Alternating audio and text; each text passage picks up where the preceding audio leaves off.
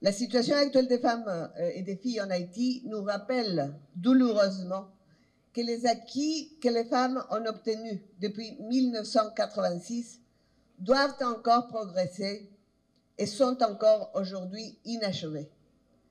Trop de femmes vivent aujourd'hui sous la menace permanente de la violence de tout type, de l'insécurité, du déplacement forcé, du chômage, de l'exclusion. Trop de filles voient leurs rêves interrompus par des violences sexuelles, des grossesses précoces ou l'absence d'accès à l'éducation et à la santé. Et dans ce contexte de crise multiforme, ce sont souvent les femmes qui portent la charge invisible de la survie familiale, sociale et communautaire. Néanmoins, je veux aussi rappeler avec force que dans les quartiers les plus vulnérables, à la campagne comme dans les espaces institutionnels, les femmes haïtiennes résistent.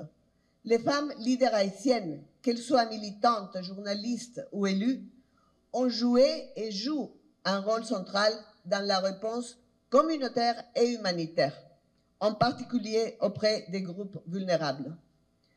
Elles résistent aussi dans l'informel, dans l'ombre des structures défaillantes.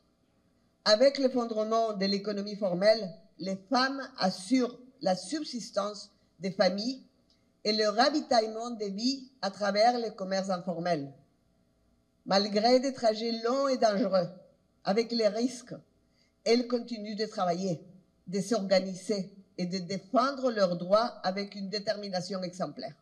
Mes chères sœurs haïtiennes, quoi qu'il arrive, avançons pour nous-mêmes, pour celles qui viendront après, pour celles qui sont venues avant. Nous connaissons, pas qu'arrêter sous côté. Nous devons songer sacrifice, femmes qui te mangeaient avant nous. Nous devons continuer à lever tête nous. Mettez même ensemble, chita palais, et puis gourmand ensemble. Je dis à, plus passer toute bagaille, nous besoin l'espoir. Même plus toujours, nous besoin détermination. C'est un honneur pour moi, en ma qualité de ministre à la condition féminine et aux droits des femmes, de commémorer, quoique tardivement, la journée nationale du mouvement des femmes haïtiennes qui est consacrée officiellement chaque 3 avril. Cette date se veut commémorer une histoire de résistance, de courage et d'espoir, celle des femmes haïtiennes. Elle marque certainement un jalon essentiel dans l'histoire du combat des femmes en Haïti. Cette histoire écrite par des pionnières qui, au prix de luttes acharnées, ont tracé la voie vers l'émancipation politique de notre nation. En effet, elles étaient plus de 30 000 femmes dans les rues le 3 avril 1986 pour revendiquer leur place légitime dans la vie politique du pays, dans un élan de courage et de détermination qui, jusqu'à ce jour, reste un symbole puissant de résistance et d'engagement par rapport à l'amélioration de la condition féminine en Haïti. Mesdames, Messieurs, depuis cette grande mobilisation, le 3 avril devient la date de naissance du mouvement des femmes, engendrant pas mal d'acquis, notamment la création du ministère à la condition féminine et aux droits des femmes, le décret du 5 juillet où les agressions sexuelles sont condamnées par les lois et reconnaît le viol comme un crime, le vote et la promulgation de la loi sur la paternité, maternité et filiation, consécration par la Constitution de 1987 amendée dans son article 17.1 le quota d'au moins 30% de femmes dans les espaces de décision, l'adoption de la politique d'égalité femmes-hommes 2014-2034 pour ne citer que cela. Nous nous réunissons aujourd'hui dans une atmosphère de célébration qui n'interdit nullement les réflexions sur les avancées réalisées et les défis qui nous attendent. Il convient de préciser d'entrée de jeu que cette lutte séculaire des femmes a pris une toute autre allure en 1995 avec la déclaration, le programme d'action de Beijing, programme ambitieux en faveur de leur autonomisation.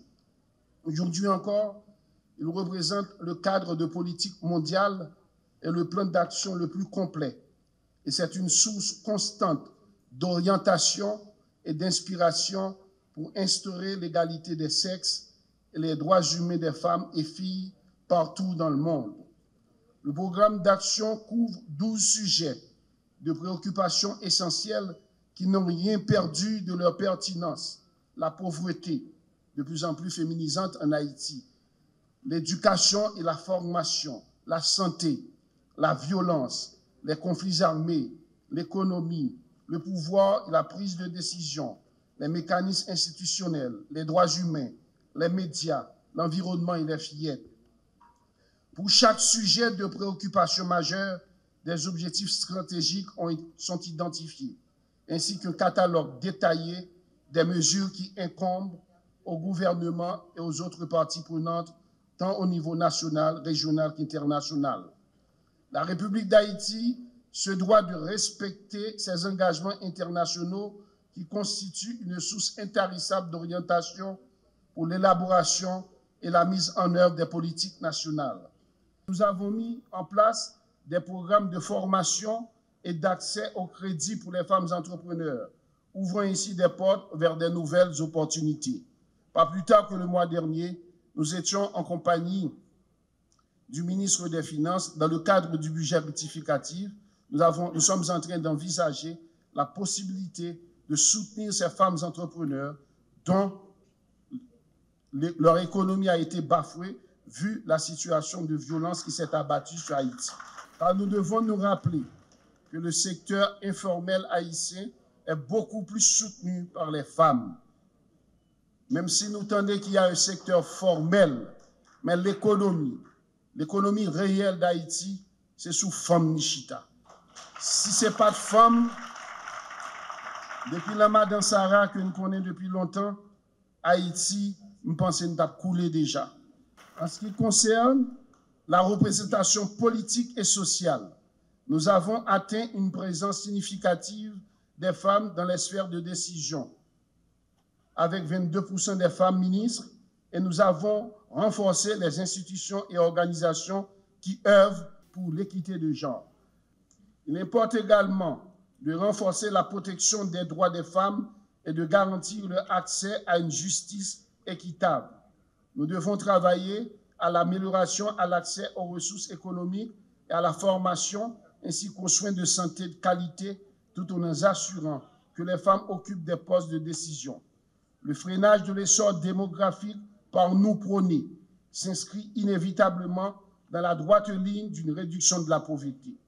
Nos femmes, nos filles, nos mères doivent vivre dans une Haïti plus juste, où la justice sociale aura acquis ses lettres de noblesse. Je le répète, il y a une bataille aussi qui doit se faire aujourd'hui en ce qui a trait à cette explosion démographique.